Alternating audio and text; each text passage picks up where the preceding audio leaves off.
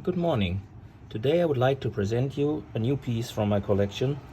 It's a Seiko, King Seiko, with the reference number 5626713 from 1973.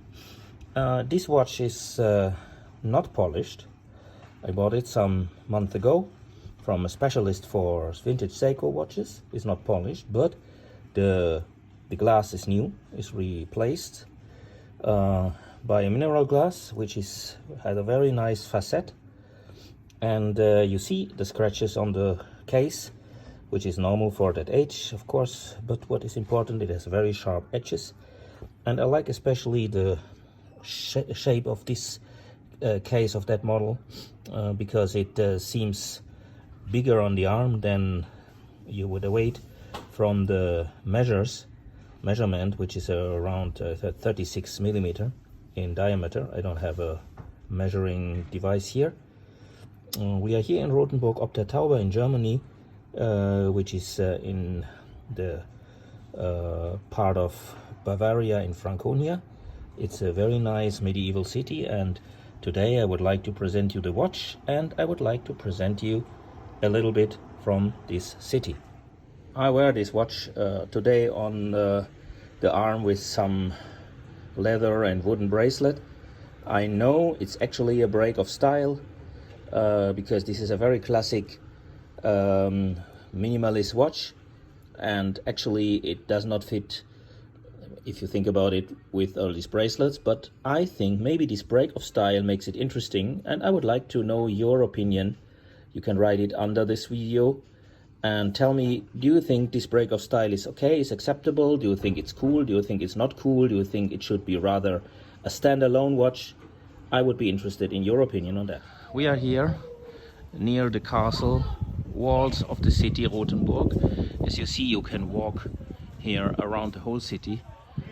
This was built between the end of the 12th century until mid and 14th century, to protect the city against siege and attacks.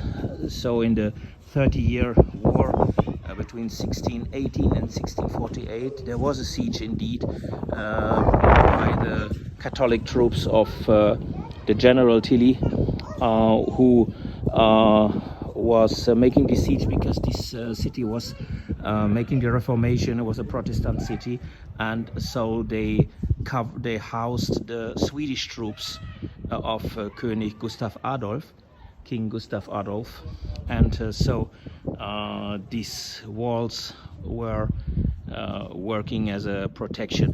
Now this is not the castle Rothenburg. The castle Rothenburg was separate. There is almost nothing there anymore from that, and the castle was built and developed in the, as I also know, in the 12th century, mid of 12th century, and then later around that castle a little village developed, and that was this city developing to a Reichsstadt, empire city.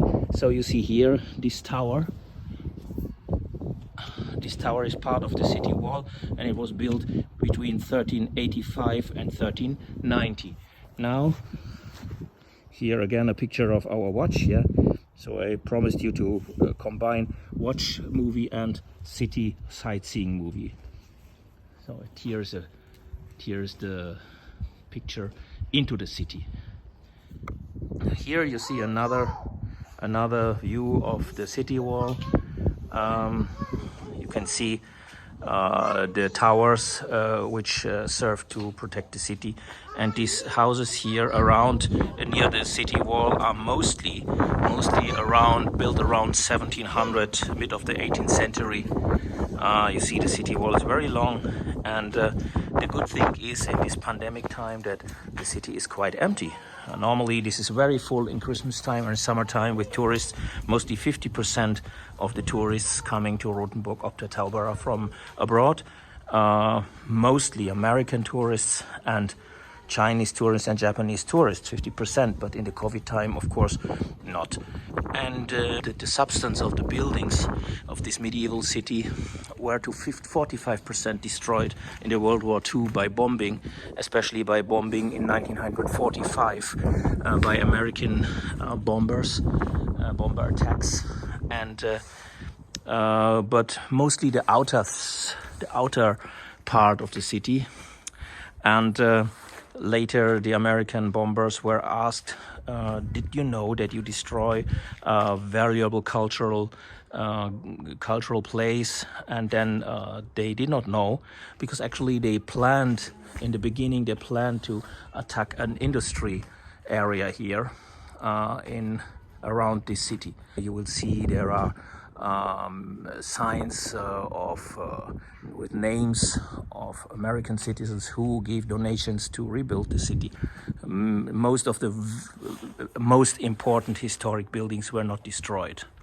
This is the Schwefelturm, or also called Tower without name.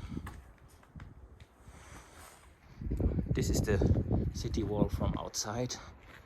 You see the outer wall and the inner wall.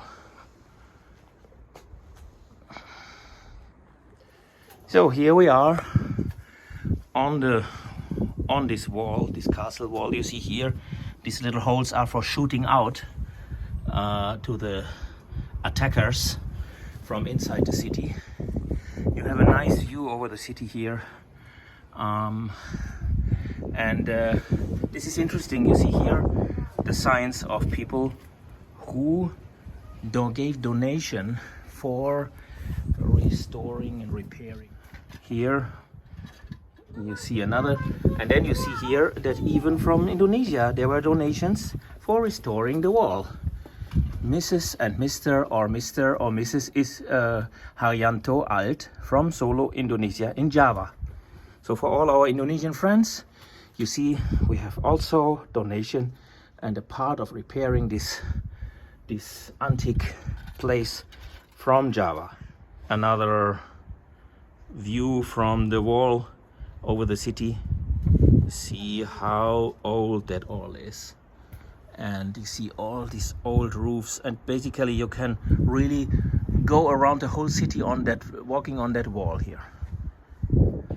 So we already saw many Japanese gave donations. Here are many signs with Japanese names who donated.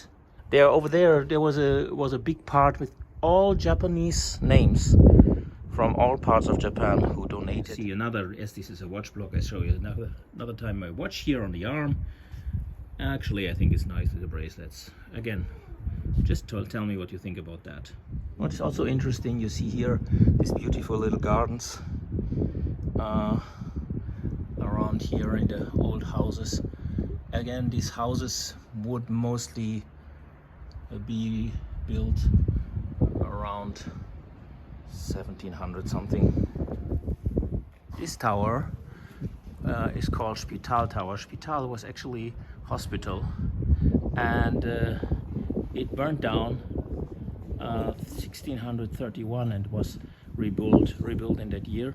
It was built 1370. So you see, most part of this wall is from the 14th century, but the earlier parts of the outer wall, as I know, are from the 12th century.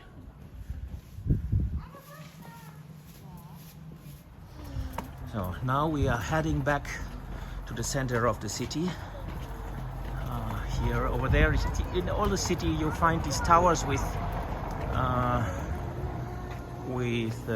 gates to the inner city, and this is the way to the mayor's house, the Rathaus. And you see everywhere, these houses will be also mostly from the 18th century, 1700 something. And there is a lot of so-called Fachwerkhouses. Fachwerkhouses are these houses with these wooden parts, which you see over there. If you look closer to this yellow house over there in front of us. Also a lot of tourist shops and souvenir shops here. For example, this one, there's even a Ritter. So still a lot of Christmas decorations in the shops here because it's short after Christmas.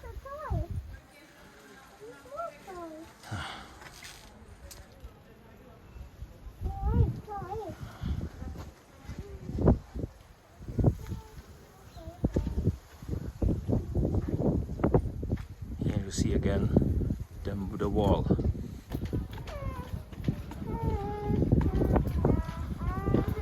Wonderful old house, Fachwerkhaus. Des Morgens ist das Bier so gut, desgleichen zu Mittage, des Nachmittags nicht Schaden tut, macht abends keine Plage und nimmst du es noch später ein, so wird es auch nicht schädlich sein. This is a poem about beer. Yeah, it says that beer in the morning is good, in the noon is good, in the afternoon and in the evening it is also good. Beer is always good the whole day long. So here we are, and we are now heading into the inner part of the city.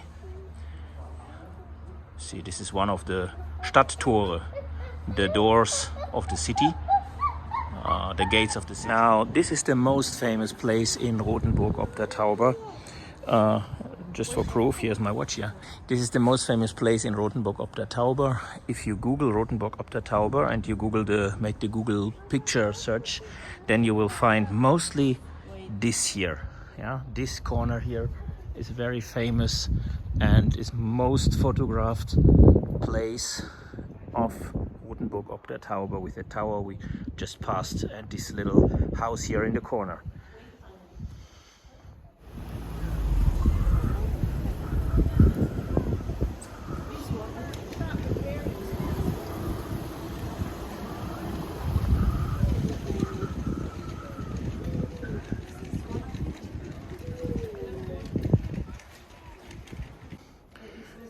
This here is a medieval way to punish people. They jailed these people into that cage if they stole, or bakers who baked too small breads for the money, and then they let this cage into the water or into the mud or into the dirt or into maybe also a fecal and humiliated the delinquent with that.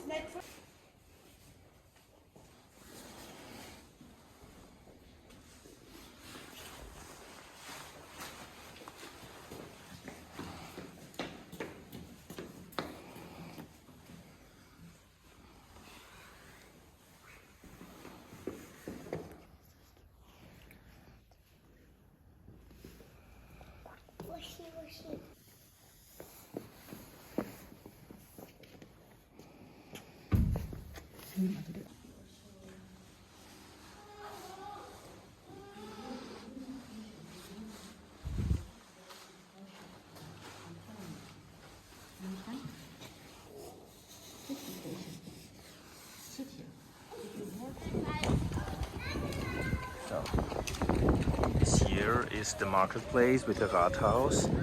I'm eating Schneeball. This is a cake with powdered sugar on it, and it's a very typical, characteristic bakery product in this area. And this is also part of the defense line of the city.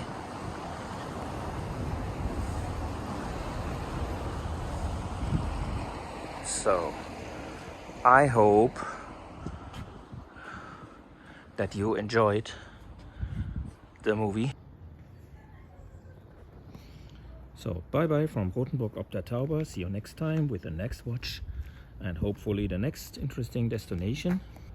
And these are the last pictures of this wonderful medieval city.